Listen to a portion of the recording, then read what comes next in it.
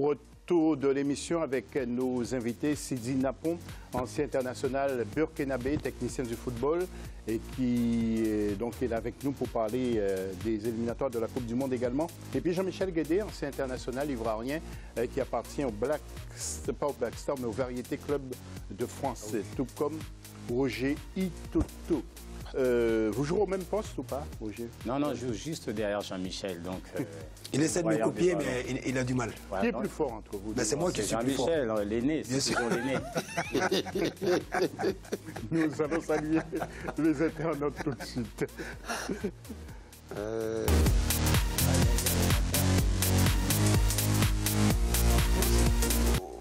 Et comment est-il à nos sélections pour remporter une Coupe du Monde? Je pense que ça peut être le bon 2018, à mon avis. Donc, nous allons avoir quelques réponses en fin d'émission. Vous n'hésitez pas à vous intervenir sur notre Facebook et puis, bien sûr, sur Twitter avec le hashtag Africa24. Nous allons retrouver un nouveau jingle, cette fois-ci pour parler du dossier.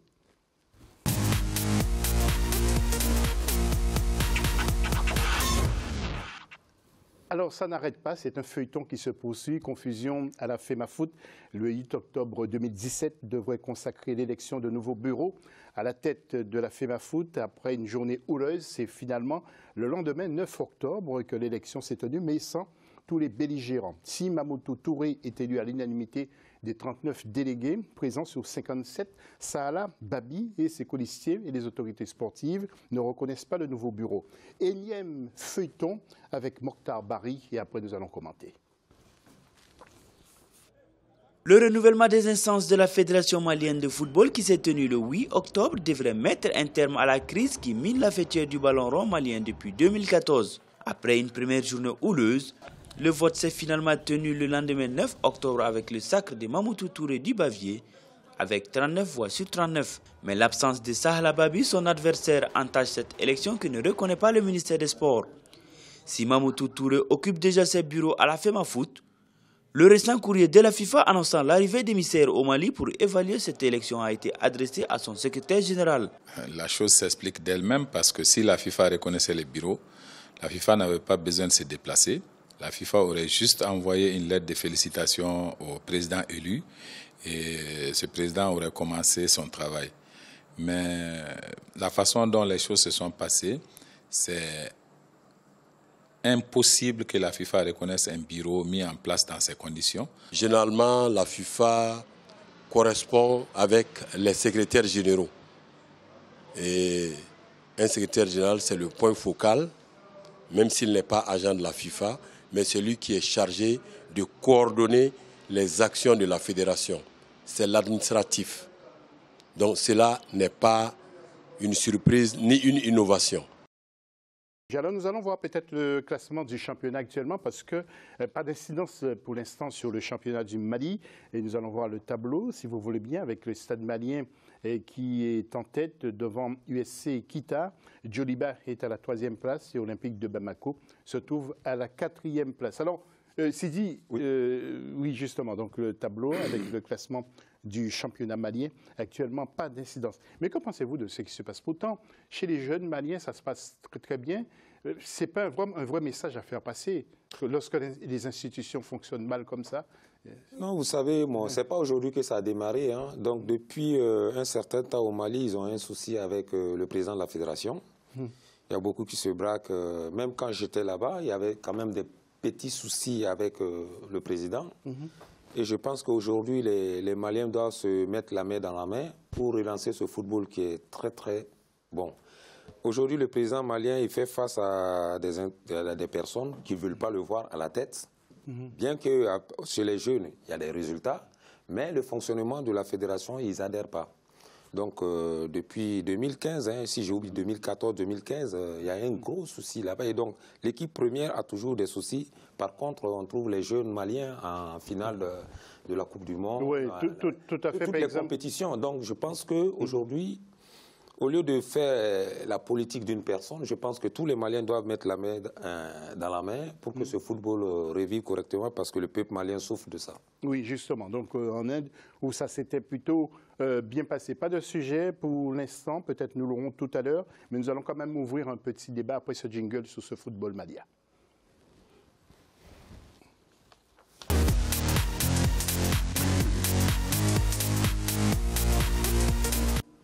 Roger, votre avis sur ce football malien? Alain Giresse est parti, a quitté la sélection pour l'instant. Ils ont nommé un autre sélectionneur, mais bon, ça balbutie toujours. Oui, c'est pas évident parce que quand on voit que dernièrement, c'est le ministre des Sports qui a voulu démissionner parce qu'il dit que le football est devenu trop politisé. Donc, à partir de là, donc, lui ne voit pas les choses de cette façon-là. Il s'est braqué. Et en espérant que maintenant, le président de la République, d'ici, s'il vous plaît, je pense, il va prendre les choses en main, prendre une décision pour remettre ce football Est-ce que c'est bien que le président intervienne, que les politiques... Puisqu'il y a un moment, ils n'arrivent pas à se mettre d'accord. Là, entre-temps, ils prennent le football en otage. Et pour les sportifs, c'est un gros problème. C'est vrai qu'en regardant dans les jeunes, il y a disons, des très bons joueurs. Et le bémol qu'il y a là-dessus, et dès que les joueurs-là deviennent seniors, quand on regarde en Europe, il y a combien de joueurs maliens qui sont titulaires dans l'équipe? Il n'y en a pas. La plupart, ils sont remplaçants. Et comment voulez-vous que l'équipe nationale puisse aller vers le haut? Donc, il y a beaucoup de choses à faire. Ouais. C'est un chantier que, donc, en espérant que les Maliens ils vont pouvoir s'entendre pour pouvoir reconstruire parce qu'ils ont tout ce qu'il faut vraiment pour créer, vraiment former une grosse équipe de football. Jean-Michel Guédé, avant d'enchaîner. Oui, en fait, le problème du problème du Mali, c'est le problème africain. Qu'est-ce qu'on met en place comme structure? D'abord, la première des choses, c'est de laisser le football aux footballeurs. On sait comment gérer une fédération. On ne peut pas prendre toujours des dirigeants qui viennent faire ce qu'ils veulent et qui partent. Et après, les sportifs sont laissés en plan. Ouais. Non, c'est bon, stop. Ouais. Il faut que qu'un Malien qui est assez responsable, footballeur malien, qui a assez marqué sa carrière, prenne les choses en main. Il sait un peu les défauts qu'il faut améliorer. Et là, après, ça va être mieux. Oui. Voilà, et ça se passe comme ça partout en Afrique. Parce que tant que les dirigeants qui s'en foutent complètement du football, qui croient connaître voilà, alors qu'ils ne connaissent rien du tout, ça, il faut qu'ils laissent le football aux footballeurs. Mais José, toujours la politique, quand on parle, la politique ne doit pas se mêler, mais en Afrique, il n'y a que la politique qui se mêle du football. La plupart des dirigeants, regarde les dirigeants qui dirigent le football africain, c'est jamais des footballeurs. C'est tout le temps des personnes, quand on n'a pas de poste pour les placer, on les met là-bas. Ouais. Voilà. En tout cas, en Guinée aussi, ce n'est guère mieux. Et à propos des problèmes qui touchent ce football guinéen, écoutons Madame Fatma Samoura, secrétaire générale de la FIFA, et Sekou Koutoubou Kaba, qui est journaliste, un de nos confrères. Écoutez ce qu'ils disent à propos de ce football guinéen. Cette voie, la FIFA attend de la nouvelle équipe élue en février 2017 qu'elle diligente également un audit sur les fonds destinés à la construction de l'hôtel de Nongo et un audit judiciaire de l'intégralité de la comptabilité de la FEGIFOOT. Le souci, ce n'est pas seulement au niveau de la fédération. Il y a les démembrements de la fédération, les districts de football, les ligues régionales, même au sein des clubs, que la gestion soit saine. Parce que si on veut développer le football en Guinée, il va falloir en réalité que cette façon de voir ou cette façon de faire se traduise aussi sur le terrain. Voilà, nous espérons aussi que ça va s'améliorer.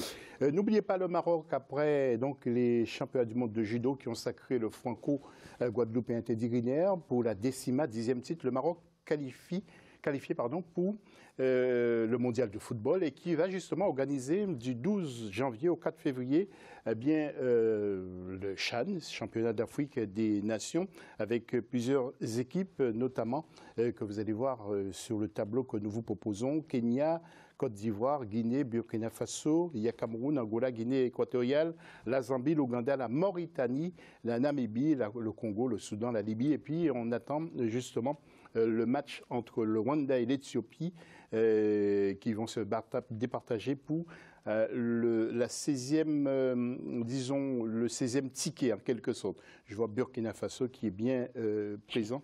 Donc le Burkina aime cette compétition, c'est dit ou pas? Mais on aime toutes les compétitions. Donc, qu'est-ce que vous voulez? Quand les choses sont bien en règle, on se qualifie toujours. Oui, et puis, une petite image qui va faire sourire mon ami Roger Toto lors de la finale 2016.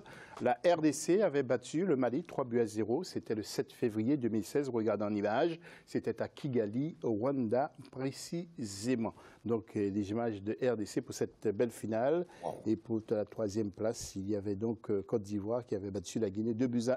Roger, ça vous rappelle de bons souvenirs ou pas, mon Roger? Oui, des très bons souvenirs. En plus, j'ai été au Congo pendant cette CHAN.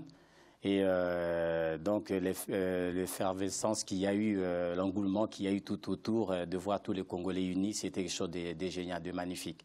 Et puis le Kenya qui s'est vu enlever l'organisation pour des retards de la construction de ces stades. Le Maroc sera donc l'organisateur avec les villes comme Casablanca, Tanger, Marrakech ou Agadir. Je suis sûr, Jean-Michel Guédé, que vous connaissez ces belles villes du Maroc. Casablanca, Tanger, Marrakech et Agadir. Vous avez été joué avec le club.